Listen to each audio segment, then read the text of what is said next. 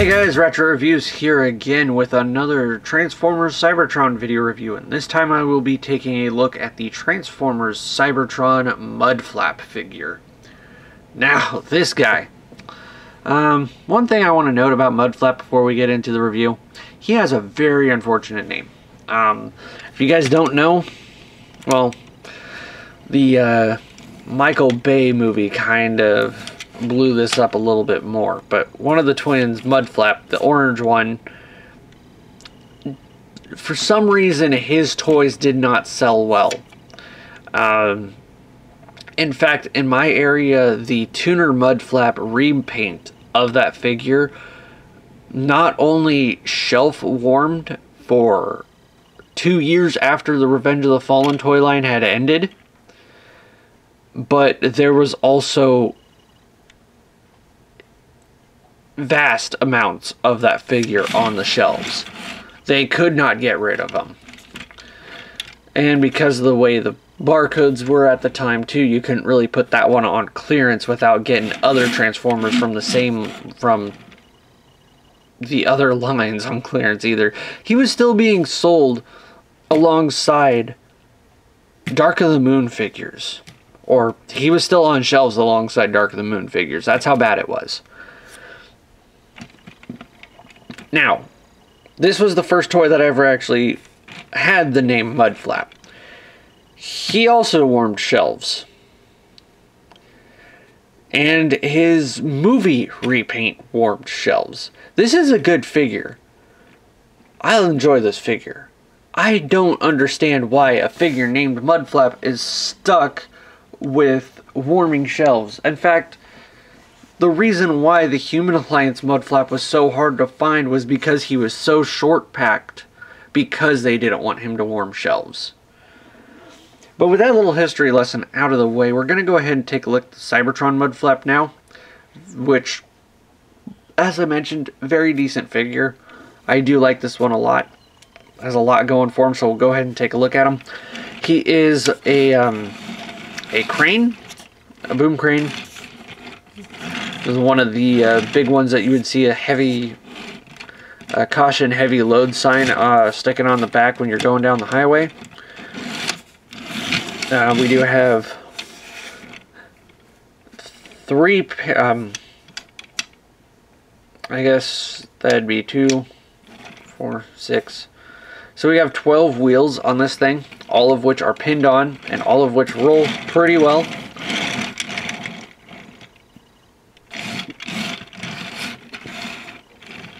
Rolls really nicely. The crane arm, the main gimmick of any crane is going to be if it has a functioning crane arm, and this one does. And as you can see, the crane arm does rotate up.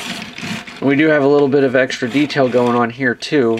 Well, you can also shorten and lengthen the crane arm as well. That's as far length as you can get the crane arm, and then that's as far back as it goes. And as you lift the crane arm up, you can see that the support beam, the support beam of the crane arm goes with it. It does move up, shows a little bit extra detail. And then also, crane arm can rotate.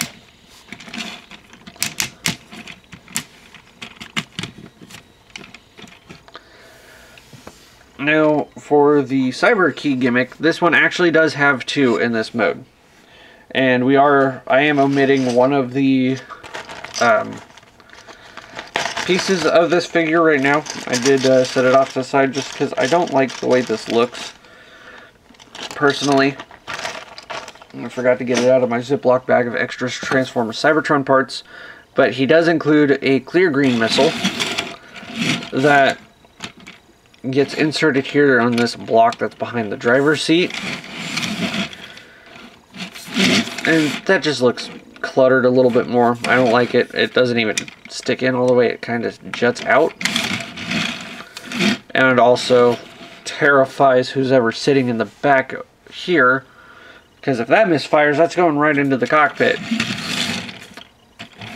of the crane arm. But anyways, we're going to have an Earth cyber key this time. This is not the one that came included with him because A, I don't have the one that came included with him, and B, this is not the correct code. But he did come with an Earth cyber key, and that one just goes into here on this side. And by doing that, flips over the missile launcher and reveals the trigger here. And launches that out. And it doesn't even launch very well either, so I tend to ignore that gimmick.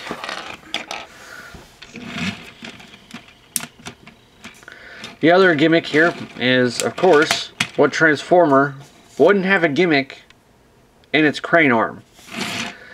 So what you have to do here is you have to extend the crane arm all the way out first. And then you can insert the cyber key gimmick. And that swings out a blade that gives the crane arm an even longer length.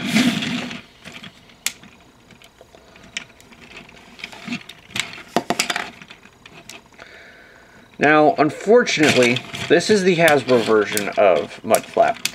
The Takara release, named Demolisher, uses a little bit of a different color of blue plastic. It's a little bit more of a soft sand blue with a metallic flake to it.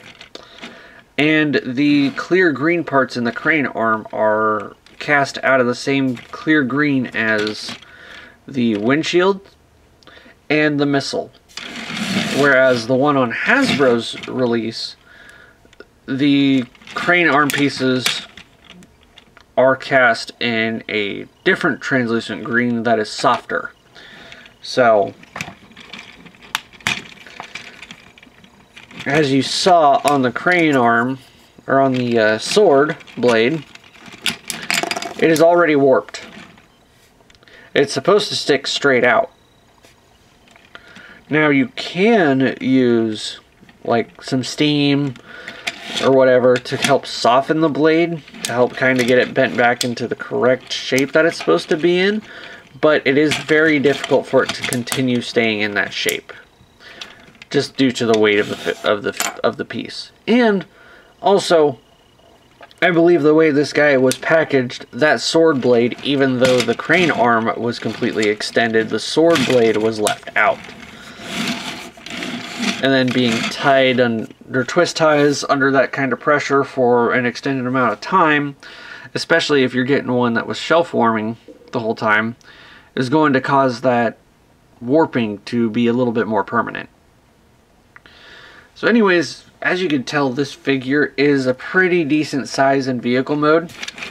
Here he is standing next to a modern day deluxe, where as you can see, he's like twice the length of a deluxe car from today's standards. So yeah, he's really, like, for Voyager, this is like the longest the way the vehicles were. And then they were packaged in vehicle mode, so this guy was like stuck at an angle or something to be able to fit in the box. And then here he is next to Siege Optimus Prime, who's packaged in robot mode, who stands in like a little bit of a more slender box. So this thing is almost like, I almost want to say in vehicle mode this thing would be a leader class for today's standards.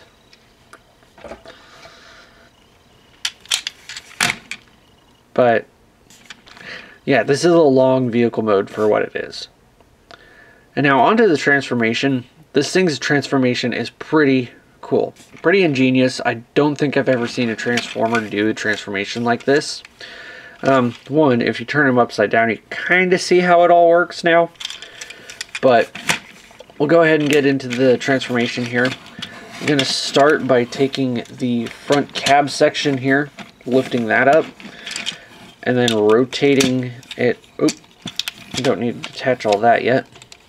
But rotating this all the way around, so then instead, this peg here, if you could see that, instead of being pegged into this screw hole here, goes into this peg hole there. and rests like that. And then do the same on this one. And then also rotate it around 360 degrees. Or 180 degrees, I mean. Then you're going to take these side panels here and rotate them up. And now it doesn't matter if you do it this way or this way, because it's going to end in the same orientation either way. But you're going to want to rotate those to form his backpack. And then extend the leg out past the knee.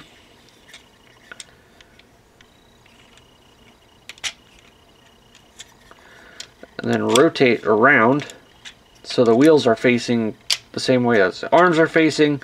And then rotate this piece around this way. And then fold the toe out. And then swing the waist down. Do the same with this one.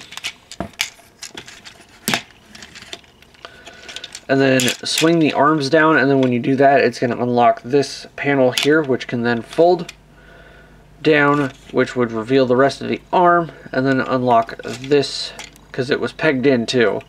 And then that will unlock the arm's elbow joint, and then allow for him to bend his elbow down. And then last step you're going to do is you're going to take the chest piece. Well, first we're going to move the camera up a little bit because we're going to run out of shot. So you take the chest piece and we're going to fold that down. And then take the double hinges that the head is attached onto and fold them back up, around. And there we go. There's Mudflap in robot mode.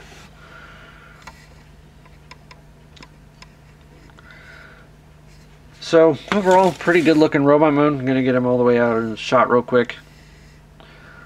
Does look really nice. I'm going to go ahead and zoom in. Take a look at that head sculpt. Kind of a soft, gentle face sculpt for a Decepticon. But if you watch the TV series, you'd understand why he's not as like gruff and mean looking. And as you can see, he does have some light piping going on. I lost my LED light again.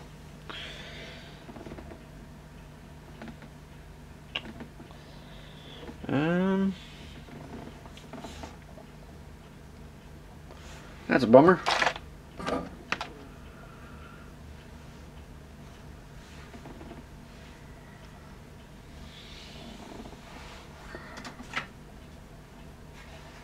It has just straight up disappeared.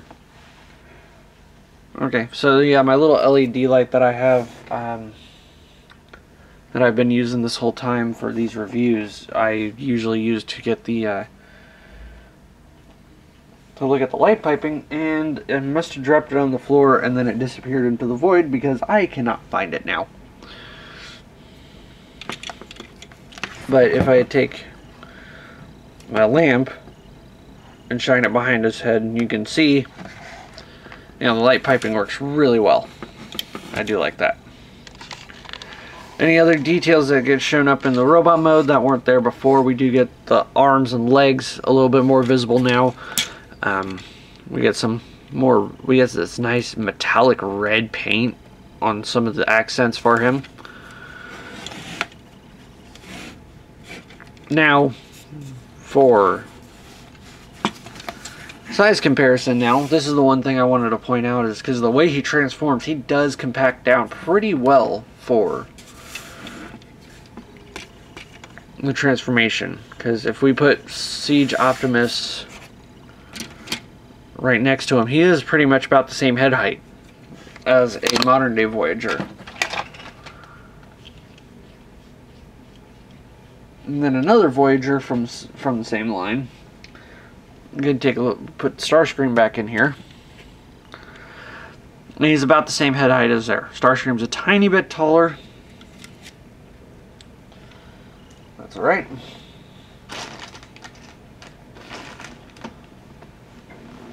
I'm really mad that I lost that LED. But yeah, so anyways, pretty decent size for his for a Voyager class figure at the time. One thing I do want to point out with articulation now, he does have pretty good range of articulation. We do have full 360-degree head swivel, as well as the shoulders here are on some sturdy ratchets.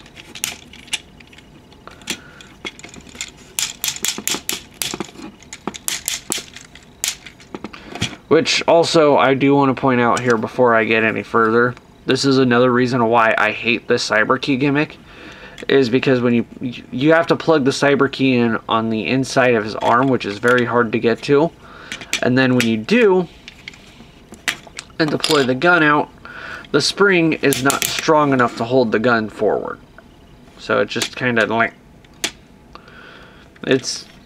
it sags even more with the missile in there. So I completely just don't even focus on it at all. But anyways, back to the articulation. So we have that really strong ratchet in the shoulder, as well as ratchet in and out for 90-degree bend. We do have rotation at the bicep, and it's almost like just a 45-degree elbow. Nope, it can go 90. It does bend a full 90. Kind of a waist articulation. It does swivel at the stomach, not the waist. And that's again on a ratchet joint. The hips, ratchet forward and backwards and out to the side. Get the arm out of the way, and it can go as far as that. And then we have a swivel just above the knee, and 90-degree bend in the knee, and then the foot can 360-degree swivel too, but that's completely useless for posability, as well as the toe can kind of bend, but again, useless for posability. So yeah, pretty decent figure overall. Posability is really nice on this guy. Cyber key gimmick on the crane arm is still retained, but it is absolutely ridiculous in robot mode. So I'm going to show it off. I can't even get him all the way in frame. Again, that is ridiculous. But that's it. That's this figure. A really nice figure to have in the collection. Very key character to have, and for some reason, I think it's just due to the fact that he shell formed a lot back then. This one's not too expensive on the aftermarket. So if you find him for a really good price, if you don't, or like not too expensive, I wouldn't pay more than like $30 or $40 on this guy. I would definitely recommend picking him up. He's an easy one to get. He's a solid character in the show, and he's a great figure to have in hand. Fun transformation. Definitely a unique transformation that I don't think I've seen very much of before. And just overall a fun toy to have. So if you can find this one for a good price, I do highly suggest picking it up. Anyways, this has been Ratchet Reviews, and I hope you guys like this video review, and I will see you again next time.